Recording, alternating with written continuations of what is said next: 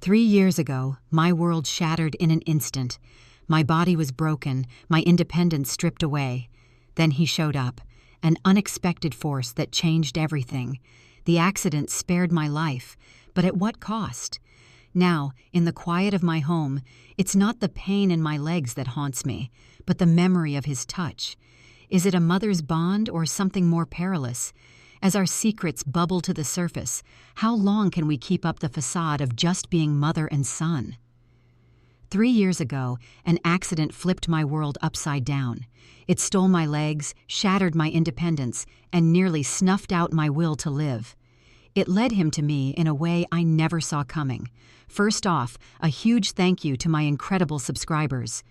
Your support fuels my storytelling, diving into the raw and complex sides of life. This tale is complex. Stick by me.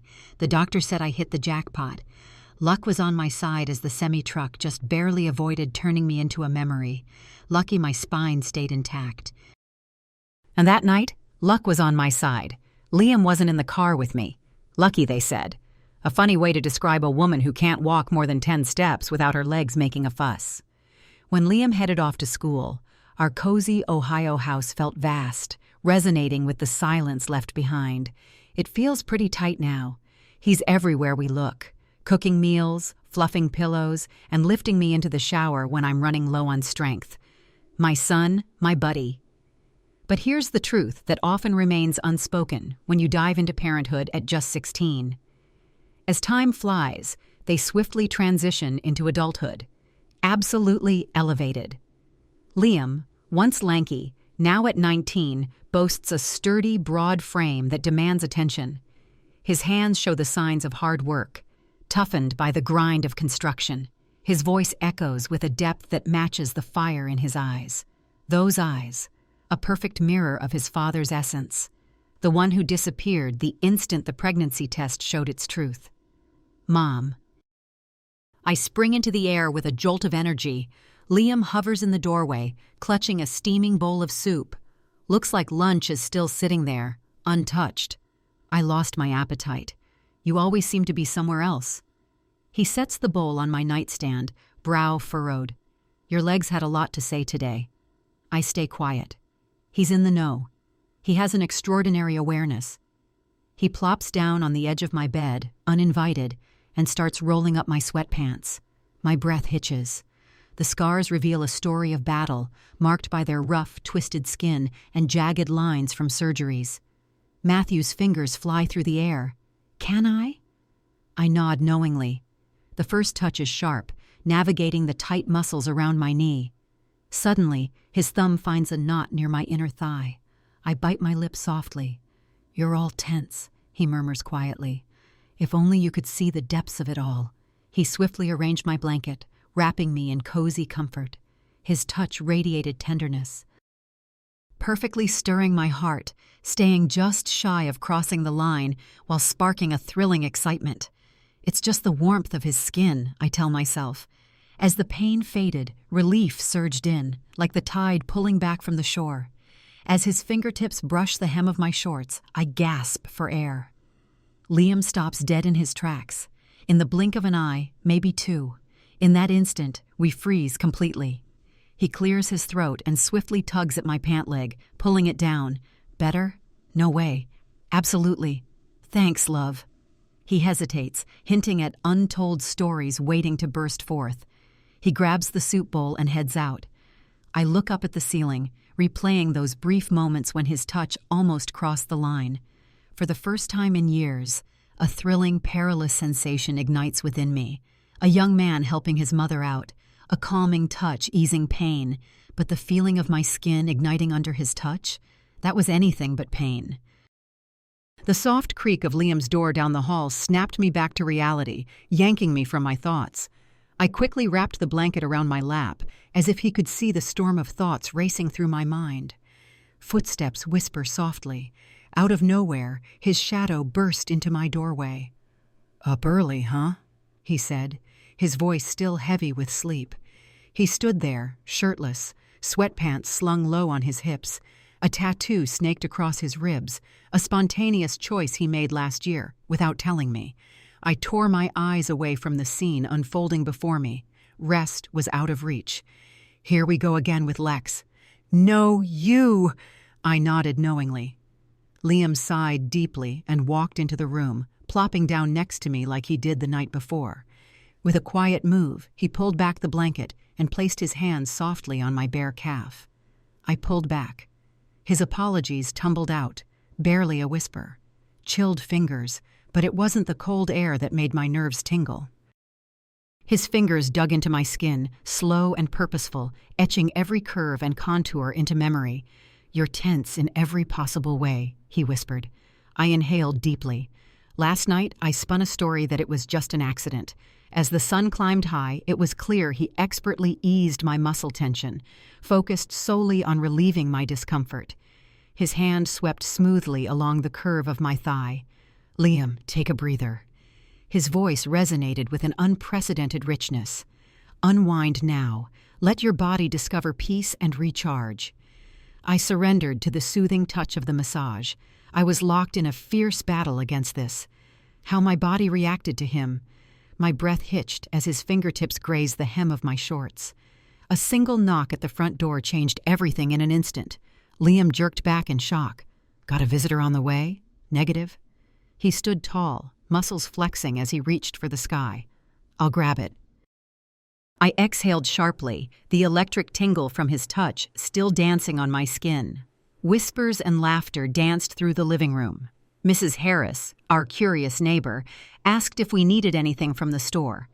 Liam shook his head politely and swiftly closed the door behind him. When he returned, his face was a puzzle that couldn't be solved. "Does she have a clue?" he asked. In that instant, time froze, and my heart stopped its rhythmic beat. "What do you think is going on?" He grinned slyly, soaking in the moment. The saga of the missing casserole dish continues, a constant reminder of our unkept promise from last month. A nervous chuckle escaped me, hands trembling, as a quick thought flashed. Did he mean us? That night, rain hammered against the windows without mercy. The storm howled outside, power flickered, then went out, plunging the house into eerie darkness. Liam lit the candles, their flickering flames casting lively shadows across his face. He plopped down beside me on the couch, close enough for me to feel his warmth radiating. "Feeling cold?" he asked. Honest and straightforward. He quickly spread a blanket over us, enveloping us in warmth and comfort. As we sat close, our legs brushed beneath the surface. Neither of us flinched. The wind hung just outside the door. A tree branch scraped the roof, like fingernails raking across a surface. In that instant, his hand reached for mine.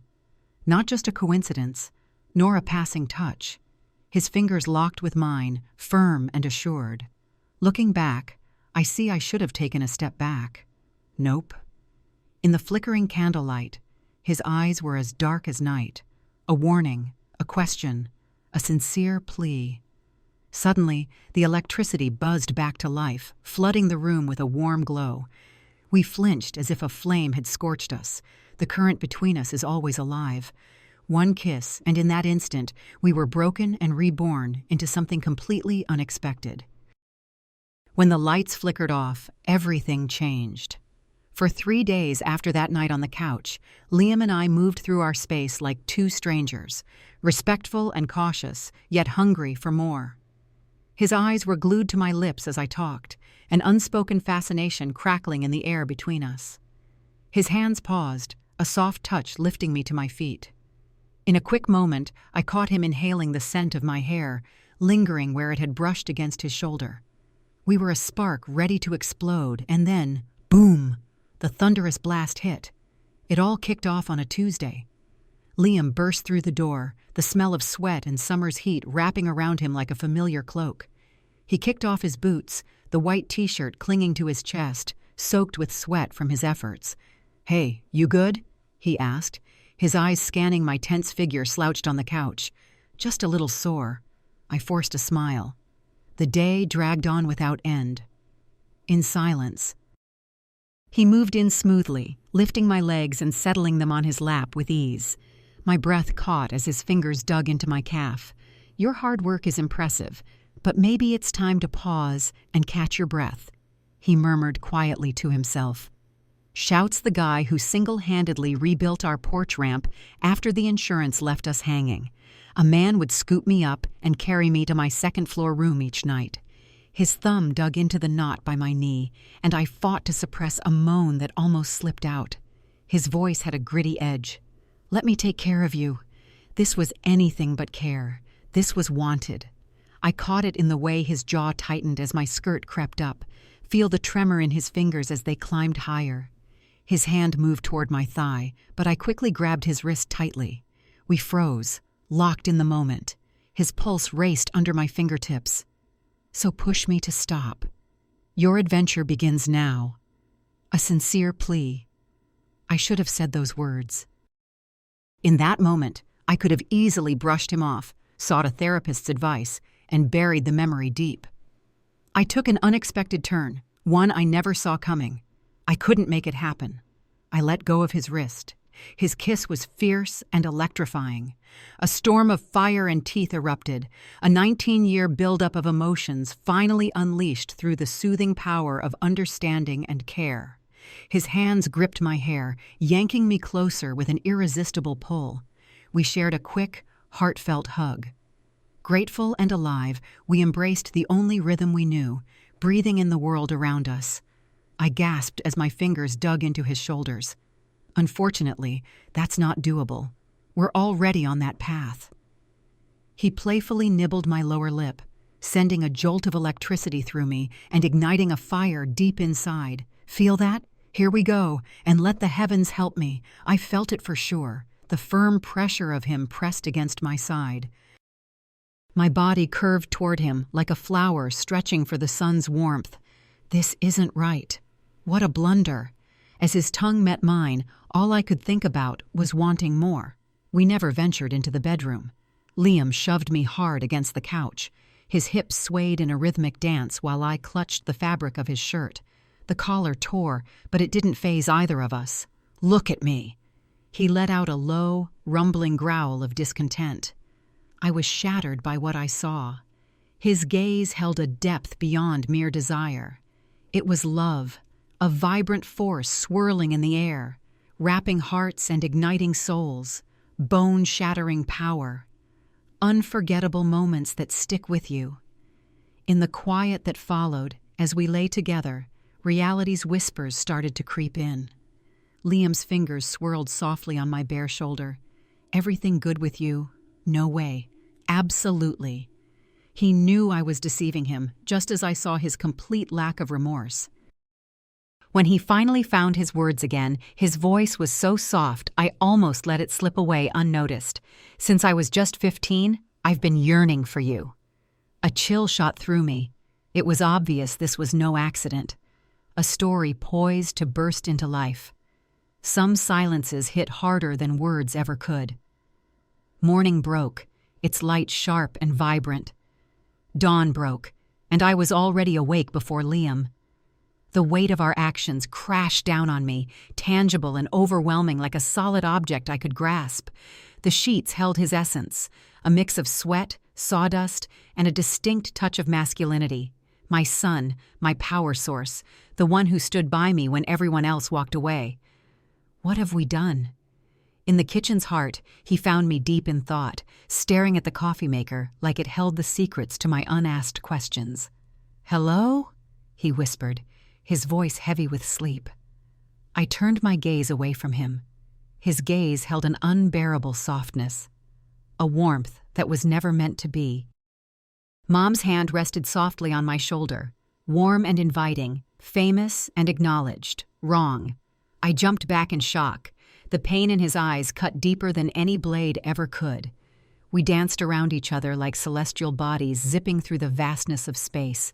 He was doing everything to catch my eye. Each time he handed me something, his fingers brushed against mine.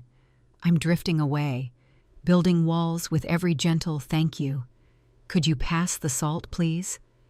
By dinner, the tension hung thick in the air, suffocating and electric.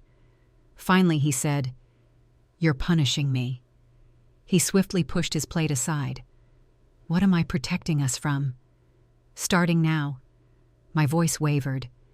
Imagine the looks we'd get if they knew our story. From the shame that will engulf us if we let this continue. His jaw tightened, brimming with unspoken tension. Proudly, I stand. Absolutely, you will be. That night, I heard him pacing anxiously in his room. The floorboards creaked under his feet. Every step echoed softly through the delicate walls. A hush swept across the scene. The door swung open with a soft click. Moonlight flooded the room, casting a silvery glow while he lingered in the shadows. His bare chest rose and fell in a quick, steady beat. I can't pretend. His voice had a gritty edge. Not with you. I lost my determination because I couldn't do it either.